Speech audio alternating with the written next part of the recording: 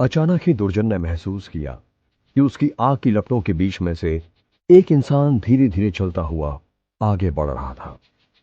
दुर्जन की आंखें खुली की खुली रह गई। वह सोचने लगा, ये कैसे हो सकता है? ये लड़का अभी तक जल के खाक नहीं हुआ। क्या ये सचमुच में जिंदा है? दुर्जन के चेहरे पर डर दिखने लगा। पुष्कर ने जोर से चिल्लाकर कहा, चलो, आज के लिए तुम्हारा इतना तांडव बहुत हुआ। और तेजी से आगे बढ़कर हवा में ही जोरदार घूंसा मारा। पुष्कर के उस एक जोरदार मुक्के ने आग की लपटों को एक झटके में ही बुझा दिया और दुर्जन उड़ता हुआ पीछे की तरफ जा गिरा। दुर्जन को रिएक्ट करने का भी मौका नहीं मिला। वो दर्द के मारे चिल्ला रहा था और उसके मुंह से खून की उल्टियां हो रही थी, जिसकी वजह से उसके मुंह में रखा हुआ वह लाल गोला भी बाहर गिर गया था। यह देखकर हर कोई शॉक में था। यह किसी ने भी एक्सपेक्ट नहीं किया था। पुष्कर को आग की लपटों के बीच में से चलते हुए देखकर हर कोई हैरान था। पुष्कर ने एक मुक्के में ही दुर्जन का खेल खत्म कर दिया था। लेकिन इस खतरनाक मूव को देखकर सबसे ज्यादा भौचक्के वो दो हाफ स्नैक गैंग के शिष्य थे। वो अपने बचपन से ही काले जादू की प्रैक्टिस कर रहे थे, लेकिन उन्हें समझ में नहीं आ रहा था कि पुष्कर ने अपनी हथेली के अंदर आग की लपटों को कैसे पकड़ लिया था, जैसे कि मानो आग नहीं कोई खिलौना हो। तभी पुष्कर ने दुर्जन की फेंकी हुई आग को अपने हाथ में पकड़कर जोर से चिल्लाते हुए कहा, तुम भी मेरी आग का स्वाद चखो। और उसने आग को चाकू की तरह पकड़कर एक जोरदार हमला हाफ स्नेक गेट के ऊपर किया। अचानक ही लोगों की नजरों के सामने आग से बनी हुई एक बड़ी सी तलवार आ गई।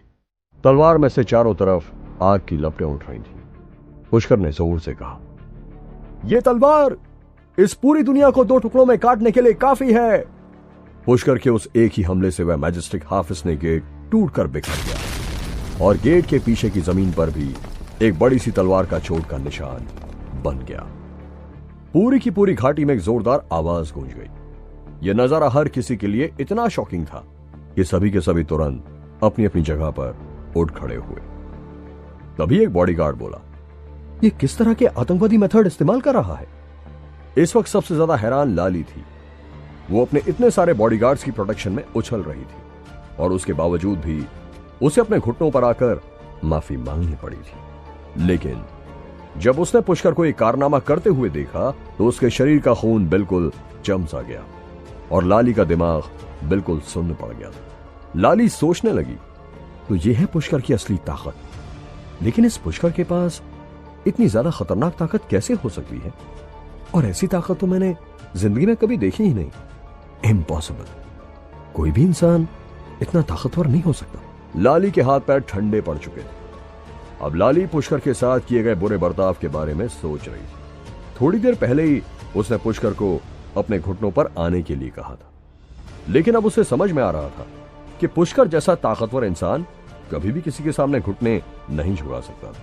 इसी तरह के ख्यालात नाटू के दिमाग में भी चल रहे थे। वो पुष्कर को लगातार देखे जा रहा था।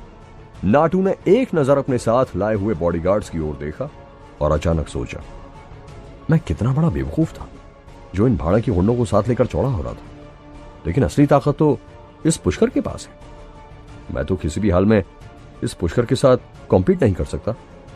अब तो लगता है देवीना भी मुझे छोड़कर चली जाएगी। अचानक ही नाटू को पुष्कर को देखकर बहुत ज्यादा इंफीरियरिटी फील हो रही थी, जैसे कि मानो वह पुष्कर के आगे कुछ भी नहीं था।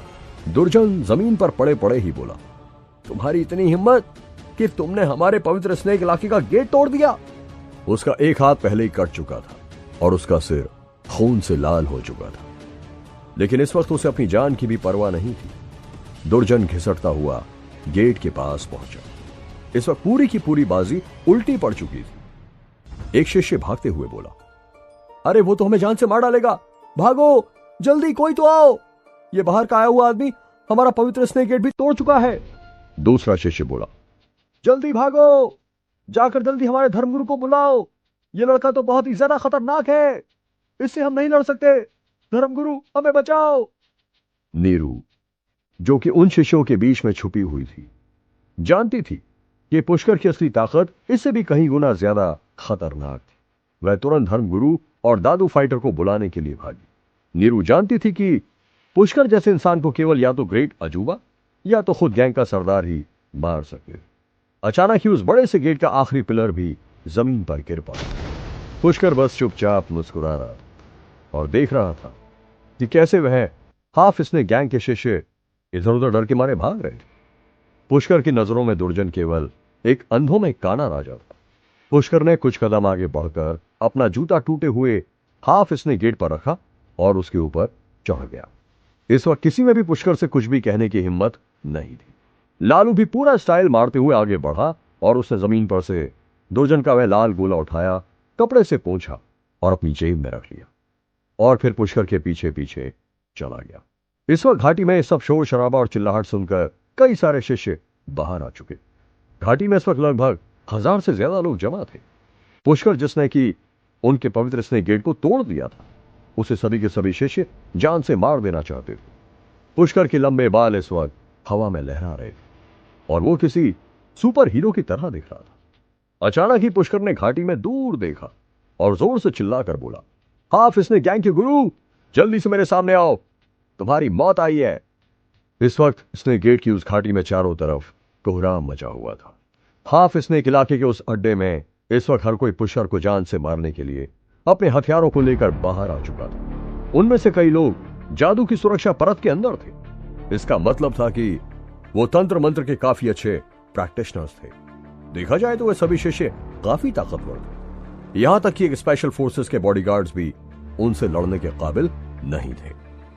अगर वे शिष्य कहीं शहर में रह रहे होते तो जरूर वहां के लोकल हीरो होते। इसलिए भले ही वे सभी अभी भी केवल कम उम्र के बच्चे थे, फिर भी उनके अंदर बहुत ज्यादा घमंड आ चुका था। खासकर जब उन्होंने देखा कि पुष्कर तो उनसे भी उम्र में बहुत छोटा था या उनके बराबर का था। उनमें से कई सारी फीमेल शिष्य भी थी। जब उन लड़कियों ने पुष्कर के मैजेस्टिक टेम्परामेंट को देखा तो उन्हें कुछ पल के लिए नशा सा हो गया। तभी वहां मौजूद एक टार में से एक बहुत ही ताकतवर आवाज आई। कौन है? यह आवाज सुनते ही हर किसी की नजर उस टार की ओर चली गई और सभी लोगों ने देखा कि एक बूढ़ा आदमी जिसने गेरुआ चोला पहना हुआ था, टार के ऊपर लगभग 10वीं मंजिल पर खड़ा था। उतनी ऊंचाई पर उड़ रही हवा की वजह से उसका चोला भी हवा में फड़फड़ा रहा था, जिसकी वजह से वह बहुत ही हेरोइक दिख रहा था। उस बूढ़े आदमी ने जोर से चिल्लाते हुए कहा, कौन हो तुम? तुम्हारी हिम्मत कैसे हुई मेरे इलाके में आने की? इस वक्त उसकी आवाज में इतना गुस्सा था कि हर किसी को उसकी आवाज साफ साफ सुनाई दे रही थी। हाफ स्नेक वालों ने इस जगह पर बहुत समय पहले ही अपना यह अड्डा बना लिया था, लेकिन आज तक कभी भी किसी की हिम्मत नहीं हुई थी जो यहां आकर उन्हें ऐसे ओपनली चैलेंज कर सके। लेकिन पुष्कर वो पहला इंसान था जिसने ये किया था। जैसे ही उस बूढ़े आदमी ने बोलना खत्म किया, वह तुरंत उस 10 मंजिला टावर से सीधे नीचे कूद गया। कई सारे श्रद्धालु जो वहां दवाई लेने आए थे ये देखकर बौखला गए। उन्हें लगा कि बस वह बुढ़ा मारा। एक लड़का बोला, हे भगवान, इतनी ऊंची जगह से कूदने से तो ये अंकल ऑन द स्पॉट मर जाएंगे।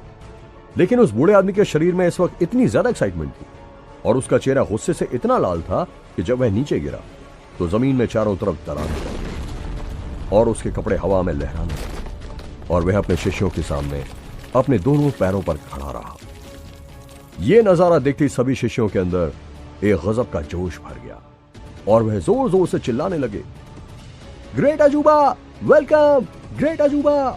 पुष्कर ने एक नजर उस दादू को ऐसे देखा जैसे कि उसे काफी इंटरेस्ट आ रहा था। पुष्कर ने मन में सोचा, लगता है ये हाफिज गैंग वाले इतने भी बेकार नहीं है। 10 मंजिल से जमीन पर गिरने का दादू का ये एक कारनामा दुनिया भर के कई वॉरियर्स और फाइटर्स से ज्यादा खतरनाक था। इस वक्त तक पता नहीं कहां से, लेकिन दुर्जन ने अपने कटे हुए हाथ को एक सफेद कपड़े से बांध दिया था और गुस्से से पुष्कर की ओर देख रहा था। पुष्कर ने आग की उस तलवार से दुर्जन को जो काटा था वो बहुत ही खौफनाक था। लेकिन अब जब ग्रेट अजूबा खुद लड़ाई करने आ गया था तो दुर्जन को पूरा यकीन था कि पुष्कर का मरना तय था। ग्रेट अजूबा ने गुस्से से चीखते हुए कहा, मैंने कुछ समय पहले सुना था कि दिल्ली शहर में बहुत कम उम्र का हीरो पैदा हुआ है जिसको इज्जत से लोग पुष्कर श्रीवास्तव कहते हैं।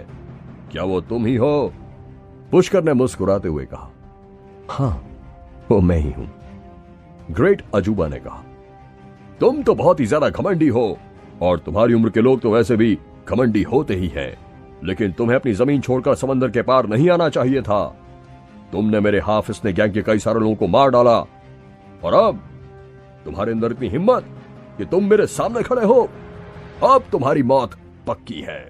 उसने अपने हाथ दाएं और बाएं दोनों तरफ बढ़ाए और तुरंत ही ये देखकर सभी के सभी शिष्य पीछे हट गए, जिसकी वजह से बीच में एक बहुत बड़ी जगह खाली रह गई, क्योंकि अब एक नई लड़ाई शुरू होने वाली थी। ग्रेट अजूबा गुस्से से चिल्लाते हुए आगे बढ़ा और बोला, पुष्कर श्रीवास्तव, माना कि तुम दिल्ली शहर के राजा हो, लेकिन तुम मेरे हाफिज ने गैंग के लोगों को बार बार बिना किसी वजह के मारते जा रहे हो। पहले भी तुमने ऐसा ही किया था, इसीलिए अब मैं तुम्हें माफ नहीं करूंगा। मैं अपने मरे हुए साथियों का बदला आज यहीं पर लूंगा। अगर तुम्हारी कोई आखिरी इच्छा है तो बोलो। पुष्कर ने उसे ऐसे देखा जैसे कि मानो कोई गधा ढेचू ढेचू कर रहा हो, और बोला, लगता है कि तुम हाफिज ने गैंग वाले बिल्कुल गधे हो, गधे, और घमंडी तो हो ही पहले से। वो तुम्हारा आदमी डिब्रू भी मुझे मारने के चक्कर में आया था, वो भी मेरे हाथ से मारा गया। फिर तुम्हारा दुआ भी ईवल किंग से मिलकर मुझे मारने के लिए आया, तो मैंने उसे आसमान से बिजली खींचकर वहीं भून डाला। और अभी तुम्हें समझ में नहीं आ रहा है कि तुम लोग मेरे सामने कीड़े मकोड़े हो यार। मुझे तुम लोगों से कोई फर्क ही नहीं पड़ता, लेकिन फिर भी तुम बार बार मेरे खिलाफ चालबाजी करके मेरी रेपुटेशन खराब करना चाहते हो, मुझे मारना चाहते हो। पुष्कर ने एक नजर दुर्जन, जुगनू, नीरू और उनके साथियों को देखा और फिर आखिरकार उस अजूबा नाम के फाइटर को देखते हुए कहा, अब बस मेरे सब्र का घड़ा फूट गया है, इसलिए आज तुम हाफिज ने पहले यहीं मरोगे। ये कहते ही पुष्कर तेजी से आगे बढ़ा और चिल्लाते हुए बोला, जो भी मेरे रास्ते में खड़ा रहेगा वो मेरे गुजरने के बाद जमीन पर पड़ा रहेगा। पुष्कर ने बहुत जोर से जमीन पर कदम रखा और अचानक ही उसके पैरों के चारों तरफ एक बहुत ही ताकतवर फोर्स गोल गोल घूमने लगी। अचानक ही पुष्कर के पैरों में से उबलती हुई गर्म हवा बाहर निकली और पुष्कर ने अपनी लात हवा में ही जोर से घुमाई। वो सभी शिष्य जो थोड़ी देर पहले पीछे हट चुके थे, अचानक ही उन्हें एक जोरदार टक्कर लगी। वो एक के बाद एक सभी जोर जोर से चीखे और हवा में उड़ते हुए पीछे जा गिरे, जहां उनका एक बड़ा सा ढेर बन गया। क्या हाफिज ने गैंग का सरदार और भी खतरनाक था? क्या पुष्कर देवीना को बचा पाएगा? जानने के लिए सुनते रहिए ये एक्साइटिंग कहानी।